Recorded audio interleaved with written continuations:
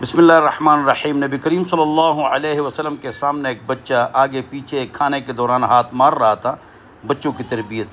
तो हुज़ूर अकरम सल्लल्लाहु अलैहि वसल्लम ने उस बच्चे को कहा, या ग़ुलाम सम्मिल्लाह, बच्चे बिस्मिल्लाह पढ़ो, शाबाश। वो कुल भी यमीनिक, और दाएं हाथ से खाओ। वो कुल मिम्मा यलीक, और सामने से खाओ, सामने से खाओ। लिहाजा बच्चों को नसीहत करनी चाहिए प्यार मोहब्बत से।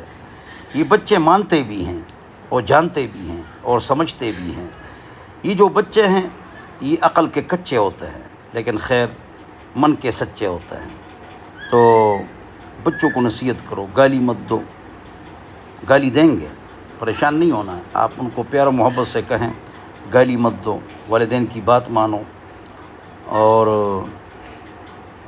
उस्ताद की कदर करो, चाहे स्कूल टीचर हो या मदरसे का उस्ताद हो, हिफ़्ज़ का, नाज़रे का, इमाम साहब, सब की कदर करो, इज़्ज़त करो, गाली मत दो, बात मानो।